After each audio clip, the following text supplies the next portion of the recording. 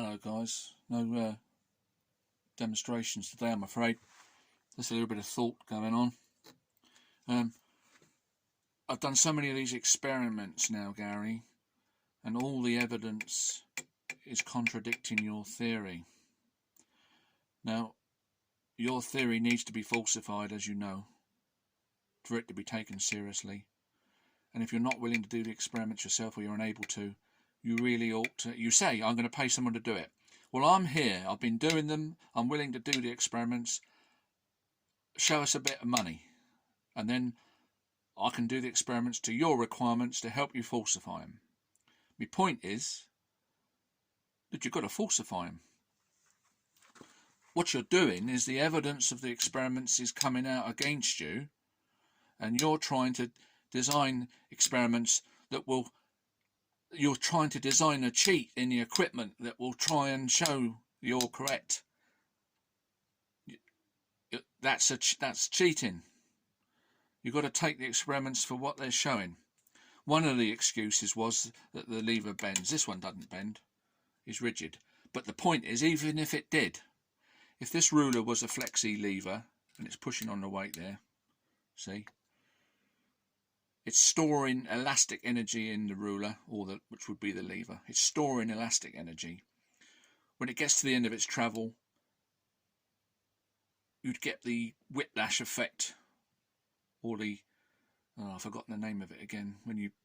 a slingshot effect. That stored elastic energy is given back to the weight. I was going to do a test, I might even do it, of a rigid lever compared to a flexible lever, launching one weight. I predict you don't see any difference. In fact, the flexible lever might do slightly better for some reason. But that's an excuse.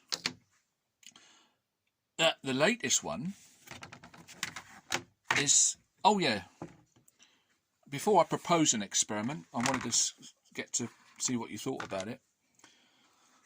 What I've learned is if the spring energy launches the one mass, one distance to a certain velocity, it has to launch the half mass to 1.4 that velocity, because that is squared, and that would give you 2 times the height on the scale, and the square root of 2 is 1.4. But what I'm saying is, for the kinetic energy, or the conservation of energy to be fulfilled, the half mass always goes roughly 1.4 the velocity. Now the thing, I've done so many tests now, the interesting thing is wherever I put these weights on the lever, we're always getting roughly twice the height on the scale from the half mass, which equates to 1.4 the velocity. Interesting, isn't it? Even if I launch them both from the same spot on the lever, one at a time, the half mass goes roughly twice as high, indicating 1.4 the velocity. So it makes no difference where we put them on the lever. I'm seeing that all the time now, and it's in the videos if you look carefully. I know you don't want to look carefully because it's going against what you're saying. But anyway, your latest excuse is it's the weight of the lever. For instance, the one mass is 12 ounces, the lever's 3 ounces, combined weight is 15 ounces. What the spring is seeing is 15 ounces. The half mass is 6 ounces, plus 3 is 9 ounces. What you're saying is it's not seeing half the weight that it should. Half the weight would be 7.5 ounces. So the spring is seeing a disadvantage with the half mass at 2 distances. It's feeling a heavier weight, you're saying, which is unfair. It can't launch it at the same speed because it's heavier.